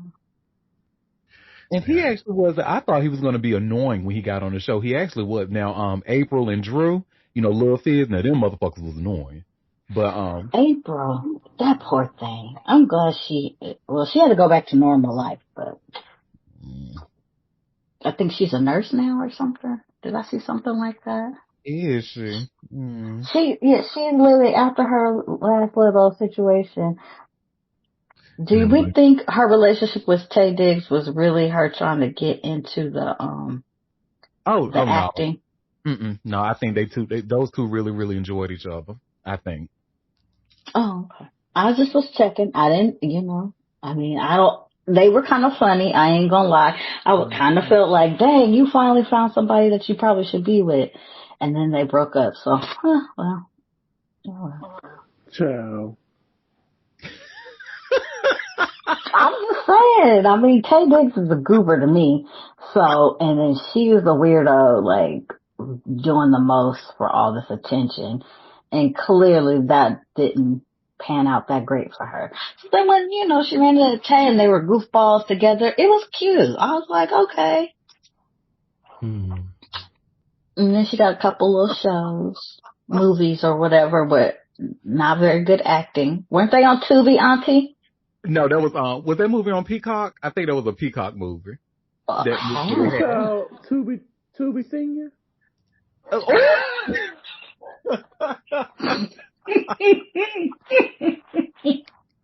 Y'all, I got real I tears thought Lifetime was Tubi Not too much Senior. on Peacock because let me just tell you, what's we call it? Bel Air running the show, okay? Hello. Girl. Oh, they're gonna end that. But wait a minute. But I thought Lifetime was Tubi Senior. No, Lifetime No, actually has some movies Lifetime. that you can watch and you're like, okay. No, But them. Peacock, child. Some of them Lifetime, little Lifetime movies was so bootleg and like side eye. gentle Like, did correction, y'all? Miranda. Huh? Lifetime is not senior, it's senior citizen. Okay. Well, both. Right. So But the I'm thing just saying. is that like Tubi, they don't really have much. A lot of those filmmakers don't really have a budget. Lifetime, they have the budget, but the writing is like gives the Tubi writing room. So that's why so they be them expensive ass looking movies going to be so damn bad. A Tyler Perry writing room. Oh, There is no you mean like you mean Tyler Perry's head? Cause there ain't no room of people. He the only writer. exactly. He ain't got a room, please. And if I find that you're trying to get a writing room, that means you're trying to unionize, and I'm gonna fire your ass. Tyler Perry don't play that shit allegedly. But he actually did hire writers for Sisters. That's not saying much, but he did. Oh, wow. That's a departure from his normal. Yeah, I mean, 3 seasons ago for them. I don't even know how a season runs for them, but he hired writers because people complain so much. Now they're complaining about that. Oh, you can't please Well, the people. I mean, but still, like, Oh cause my he god. need to. Oh, so we got a comment in the chat, and shout out to Lil Fizz's blown out hole. Oh, I don't know nothing about that. I don't know nothing about that. I don't want to know nothing about his blown out hole. Maybe that I thing was remember his. out of hand. I remember his. Was it OnlyFans or something leaked, or was it just him being nasty? Probably a little bit of both, honey. Honey, he was playing, and that thing was played with, honey. Do you hear me? She was stretched at. I said, "Girl, you're not new to this. You grew to this." Right. Wait, so Probably wrote a what book. was he? Was he what? Yes, I don't know girl. nothing about this. He was so. Explain it to me like I'm what was going on. So on his OnlyFans, he had his Tootsie Cat, open, facing the world for the world to see. For Now, the world to see. that Tootsie Cat, right? The hole, because that's like a self-healing hole. So Mm-hmm. even after it's had some, I don't want to say damage, but when it's had some work done to it, it still, stretches back to its rightful shape. Now, Mm-hmm. when you had lots of work done to it, whether that be, by way of toys and, or, other partners and stuff like that, or fists, maybe, it tends to get stretched out. Not And the sometimes, fist. somebody said that thing was a croissant, right? It looks like a croissant or a chewed up bubble gum when it should just look like a little small hole. You see what I mean? So, Lil Fizz, his hole was given croissant or chewed up Oh, bubblegum. Let me take you back, oh. Moon. You remember when one of the insults in school was you ain't got no walls? You I mean, remember that? I got it. But Okay. I'm like, I how just did wanted to y'all make it. see You it? That said was explain my it to me thing, like is it was how did we get 5. to the point we knew his hole was blown out? How do we know this? Him, Lil Fizz, He and that showed it, Silento boy. Do you know? You and you remember could. Silento? Watch me, Will. Watch me, Nay Nay. His ass is all stretched out too, honey. Baby, you could see they hold for $9.99 down at the OnlyFans, girl. I don't want to pay $9.99. $9.99 a month. I don't even want to see it. But the thing is, I did not know. Okay, so they unintentionally let everybody know they get that work in. Well, here's Mm. the thing: you have to know that if you're gonna be on OnlyFans and you're that, you have that notoriety. I'll be nice. Even if you're giving people these things that are tips, because you probably gave it out as a tip. We know how OnlyFans work, and you thought it was going to be safe. No, they were going to use that moment to expose you. And no sooner than he put it out there, it was on Twitter. And he had an oddly shaped whacker. It did Ew. a, I think he had Peyronie's disease. Oh my god. No, that's a real thing. I know. I just wasn't ready.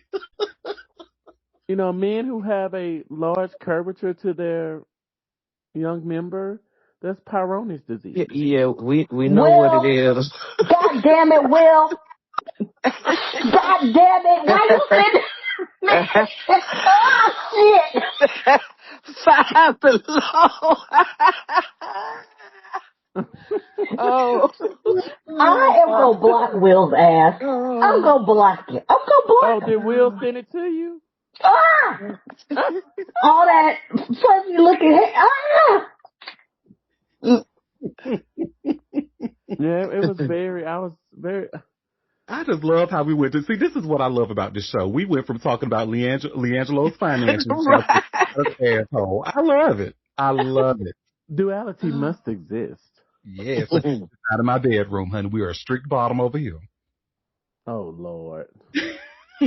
Y'all can play that birth and that duality if you want to. No, baby, we're a lady. Mm-hmm. We're Okay. talking about in conversation what you do in the privacy of your bedroom.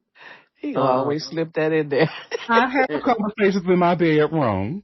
well, you know, is it really a private bedroom? Because more men have seen your bedroom than we, they've been in the military. we all up in it. I mean, Oh,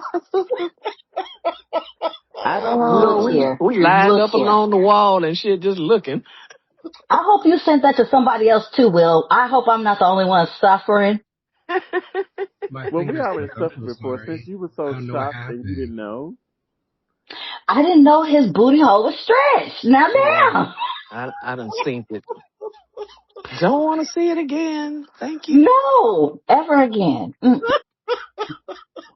Well, It's now the you Now shared I'm about to burn in our the chat, crumbs. Will. God damn it. Now I'm about to sage and burn our chat. Why the hell you sent me that fuzzy butthole? not the fuzzy butthole. Oh my. Oh, and there's a comment in the chat: married man's bedroom. Oh, Mm-hmm. You don't be in that bedroom, honey. That's how bitches get shot. You got to say that to the hotel room or something, allegedly, allegedly. See, There you go. one thing you know is when that mouth get to move, he's speaking from experience. Y'all got, I had to take, my eyes was watering so bad, I had to take off my damn glasses. Y'all are cracking me up, honey. Whew. Well, Chill, honey, I know, I just had a feeling when I started reading this story, well, all y'all gonna crack up, but I just have a feeling that Chill is gonna especially crack up. Because first she was already picking on the young man's name. So y'all remember Queso, right? And we've done a Mm-hmm. bit of What? talking about Please, Queso. Jesus. Release us. We've done, and you remember how we learned that his father testified, against him in court. Right. Right. So because of that, y'all, Queso is demanding a DNA test, honey. This can't be my daddy. Boy, You be cheesed and said, I don't know if this is my pappy. Let me see if I got a real daddy out here.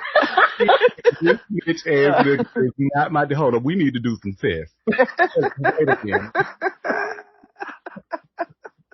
I'm so glad to see I was right. I said something tells me Kid Chill is gonna get a kick out of this story. Oh, that is so funny. He say, ain't no way.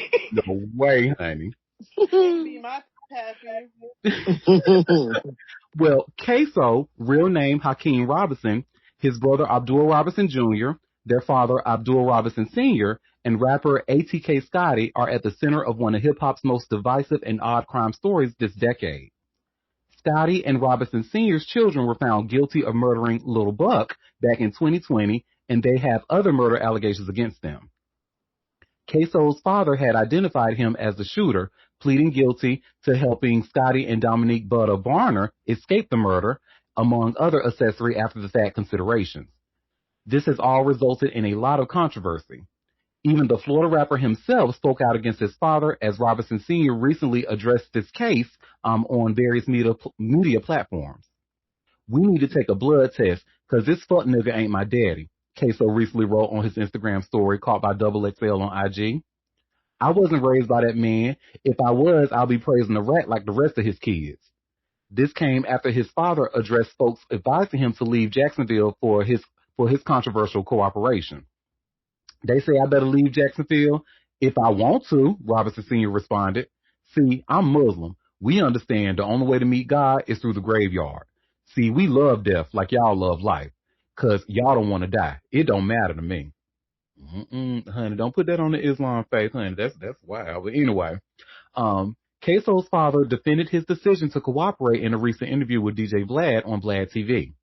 He caused a lot of backlash when he advocated for his son during the interview.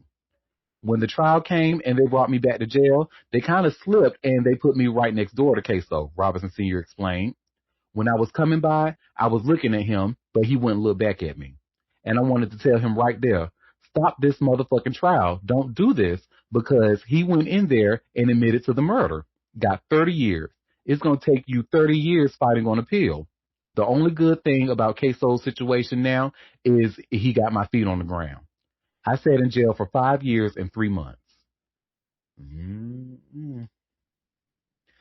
Whole thing. Look, the weakest link, honey, of the community, honey, is just straight black men. I just know, like, I know the potential is there, right? Because I've had straight black men in positions of leadership, that I had to work under. And it was, for the most part, a very good, a very positive, a very productive experience. But when you see shit like this, like you got the daddy and then the sons, and it's like, this is just so sad. This is sad and senseless. So they said, so who does the dad think he is? Gouda? A mess. Child. Well, that's that on that, honey. Well, I got my 3-story warning left. I got 3 stories left. Well, so Lizzo. So she is actually still going through that battle, that legal battle with those two former dancers. And so I just have to say, from the beginning, I've always felt this case was a little weird because, like, y'all know I always, anytime something about like discrimination or like victimizing comes out, especially people like when it's work related, I'm usually on top of that. But what happened in Lizzo's situation is that when the story dropped, those 2 girls, along with their lawyer, immediately went to TMZ Live, and then they started talking. And when they were talking, I'm like, the story y'all saying it's not sounder, because 1 + 1 = 2, but the story that they're telling, it was like 1 + 1 = taco. Like, it wasn't making any sense. Like, so I'm like, okay, are you upset with Lizzo or are you upset with the dance captain? Was it Lizzo discriminating against you or was it the dance captain? But anyway, so I bring all that up to say I shared this TMZ article. Lizzo speaks out after fat shaming claims dropped in legal fight with ex-dancers. Oh my God. We have 1 + 1 = Lil Fizz's hole. Baby, that's more than 100. That's more. He had about maybe 2. That's a double head. He could fit a whole double head of dildo in that one hole, honey. But anyway, enough about Lil Fizz's hole. So I'm going to share a video of that black hole, a video of Lizzo talking about it. It's just so cute. She put some words over the video and she's talking about this case and stuff. So let's see what she has to say. Oh, not them telling me we got to watch it on Instagram. Okay, let me share that one.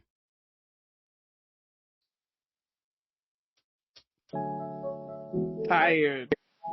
We are tired.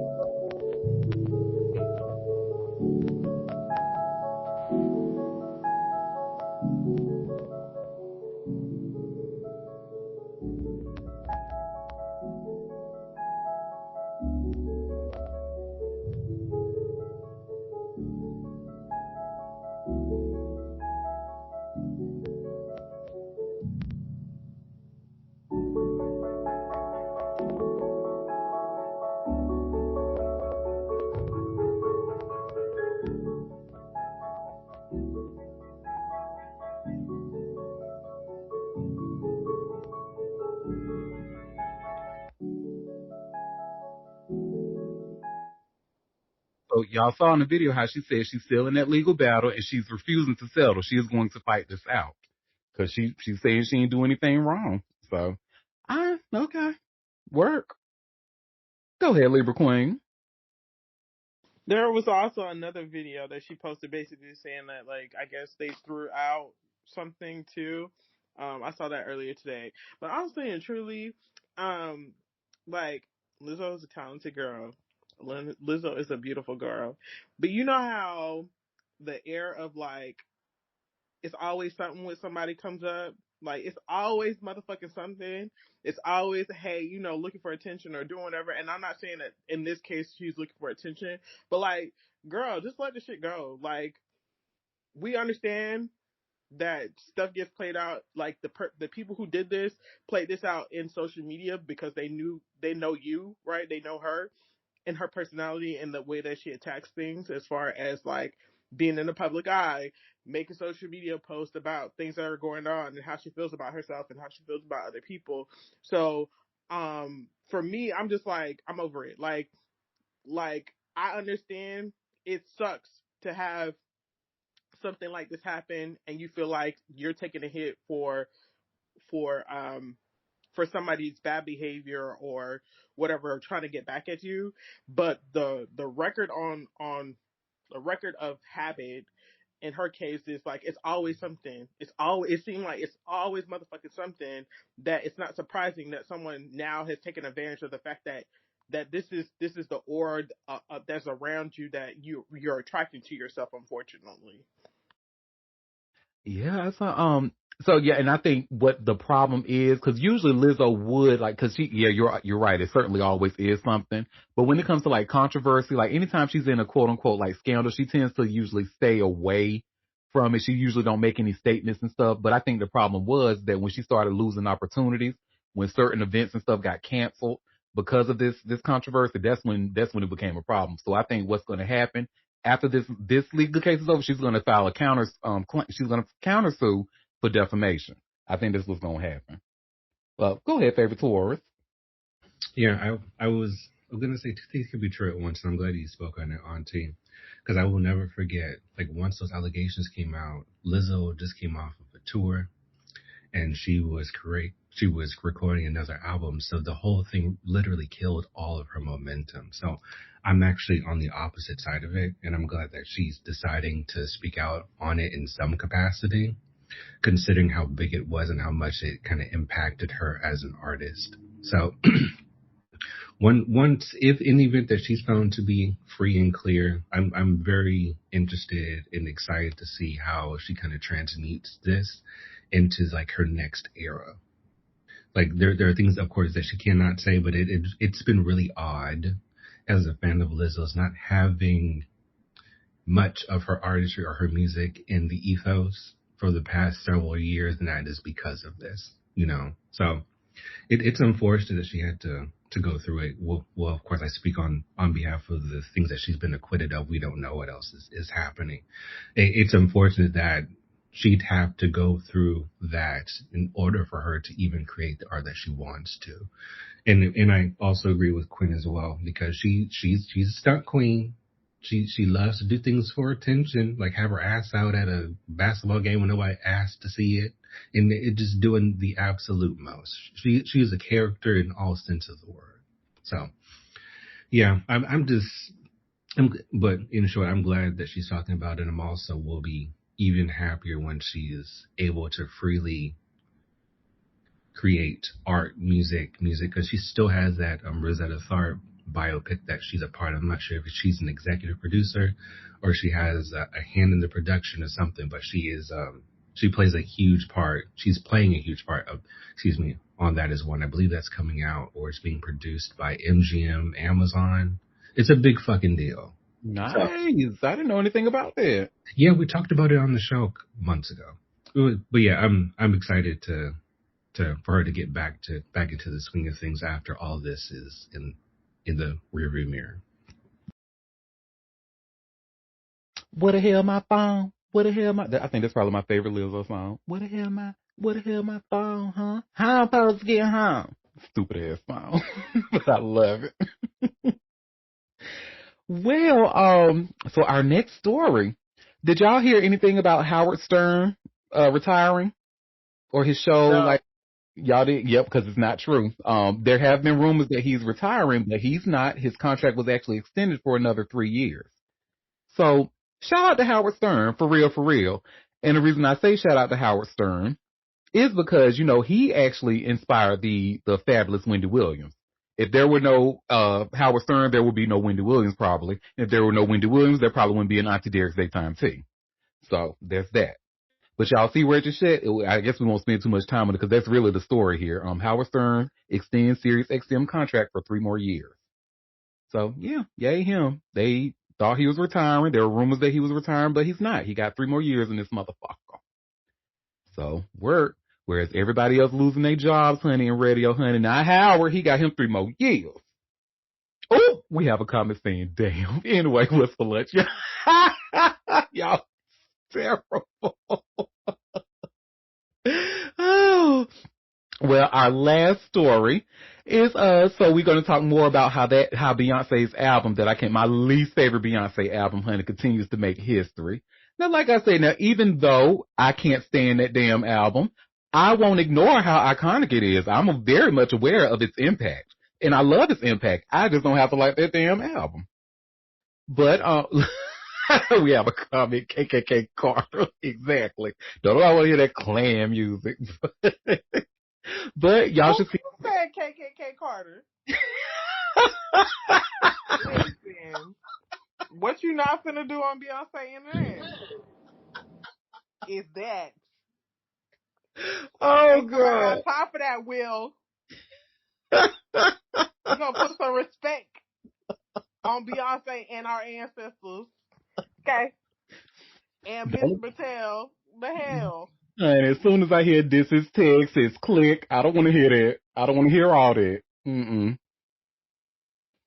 But y'all should see where it says here by way of vibe. Beyonce talks Cowboy Carter tours inception and impact in Polestar year-end issue, and the magazine cover looks fabulous. So Beyonce's Cowboy Carter tour was a must-see concert in 2025. Her 32-show tour grossed $407.6 million and garnered over $1.6 million in ticket sales, making the Cowboy Carter tour the highest-grossing country tour of all time. Now, after making history, Queen Bee is on the cover. Queen Bee is the cover star of Polestar's 2025 year-end special issue. In Grammy-winning artist Soul interview about her tour, she shares how her tour came to be. This was born from my love and respect for the rich country genre. For many years, I focused on preserving and celebrating the lost history of the black cowboy, she shared. We showcase many aspects of my upbringing in Texas, like the salon in honor of my mother's hair salon I grew up in, and the saloon honoring my great-grandfather who sold moonshine in Alabama. I was inspired by the Texas Lone Star and the beautiful art town of Marfa, a fusion of futurism from Renaissance with the golden maximalism from Cowboy Carter. I tried to give the audience a contemporary Houston rodeo experience. I also brought classic theater and opera into the space. The overall intention for this tour was to celebrate American resiliency. And that she did. Every bit of inspiration could be seen in every detail, from the lighting to stage props to the choreography to her many costumes and outfits. I believe the stage is a piece of art. It is its own icon, she explained. We are building a living, breathing, evolving organism. I'm extremely hands-on. I care deeply about every sound. We arrange and rearrange each song, visual edit, prop, and choreo piece until we get it to the best place we can. I push until I feel the soul feel the soul in every element. In other parts of the cover story, B touches on her humble touring beginnings as a group member of Destiny's Child, how she fine-tuned the tour as she made her 9-city trek, and what she hopes the impact of the Cowboy Carter era on the country genre will only continue to grow. It has invigorated a space that now has a new audience, she expressed. And in 10 years, the young girls and boys who saw the show will become adults who believe they can be respected as country stars and sing whatever music they love. That makes me proud. The Cowboy Carter's tour success has set other records. It made her the first American act to have two separate tours surpass $400 million in revenue. Her 2023 Renaissance tour amassed $579 million with 56 shows across 39 cities in North America and Europe. Beyonce is also the highest grossing black artist and highest grossing R&B artist in history, thanks to her 2025 tour. And they end with, I know that's right, B, and you can read her full Q&A over at polestar.com. And I'm going to share my screen so y'all can see the cover. So, look at that. Fabulous. That looks so good. I love it. Love it. Go ahead, favorite tourist. So this is, I know I'm pulling at straws when I say this. However, it still grinds my gears, that whole notion that she is an R&B star. Beyonce is an international superstar. She is reinventing what it means to be a pop artist. And I hate how the R&B notion is designated for black people. And I really believe, and I know this for a fact because artists have spoken about this in the past, how it's a way to keep black people in their place because it's R&B and only black people are associated with R&B, which I absolutely fucking ain't. So, I mean, if you're going to put respect on Beyonce's name, which she rightfully deserves, give her the title that she rightfully earned. She is an artist, period. But outside of that's my only gripe. I really hate how black artists are pitted in that way or compartmentalized in that way when their artistry has no bounds. So. Yeah, you are absolutely right. I'm talking about R&B artists, but yep, but whatever type of artist she is, she's international artist, but she's the highest selling one of all time. It's highest American. They could have even said like highest American artist, like that works. and the only American artist to have two tours gross over $400 million in revenue. Yeah, like okay. I mean, yeah, but they want to minimize it. Well, she's a great R&B star. And I hate because I don't want to give any validity to that fucker, but Tyler the Creator, that's what he was pretty much talking about. But even though like it's still, I still take what he says with a grain of salt because he won't saying it for the same reasons Beyonce was saying it. So yeah, but that's that on that. So congratulations to B, honey. You keep doing your thing, girl. For real, for real. Even if I don't like the music, I'ma still support back. And I think that's a good example. And I think I did a very shining example of how you cannot like something and still show it love. Because I listened to Cowboy Carter one time, and to be honest, that was one time too many. So, but everything else I love, yes. Well, y'all, that was all the tea that I had for us today. So before we head out, did any of you have any tea that you want to share or any tea that I might have missed? Oh, go ahead, favorite Taurus.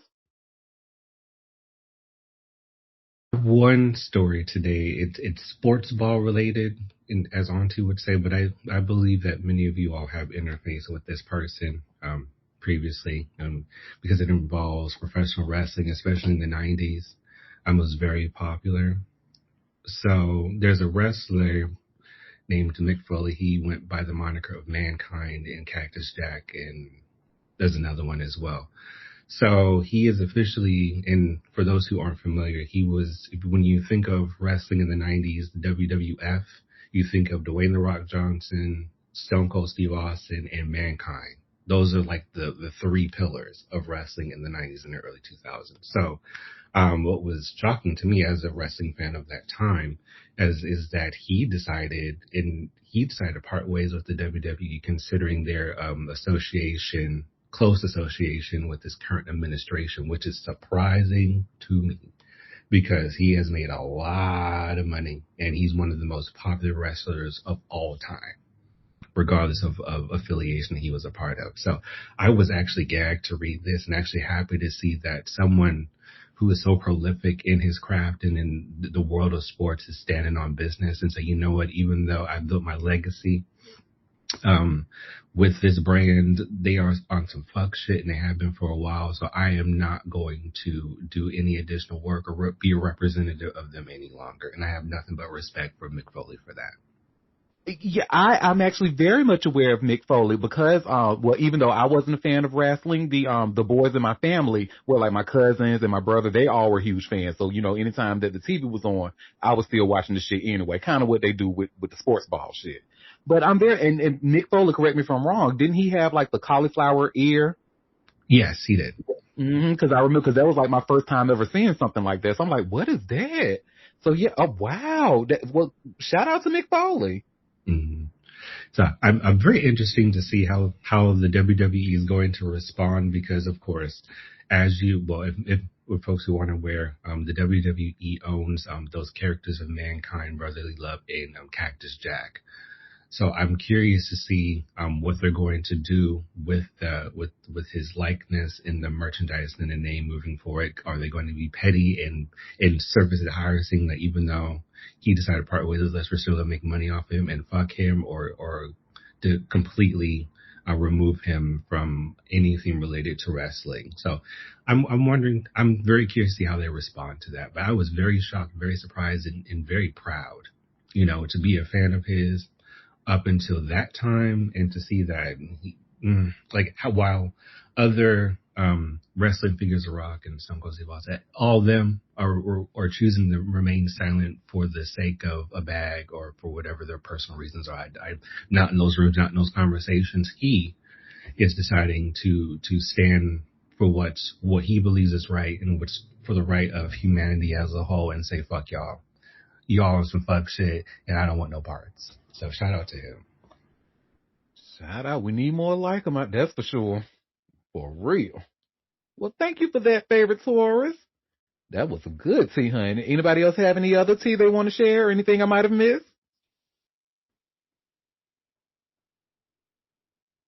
All right. Well, thank you all for taking time out of your busy day to come and sip tea with me. We will be back tomorrow at 12:30 Eastern Standard Time if you can make the live show. It is up there now, so RSVP so you can get a head start on the getting the entry into the giveaway. So go ahead and get those giveaway entries, honey. And in the meantime, you all have a fabulous rest of your day. Bye, guys. Cheers.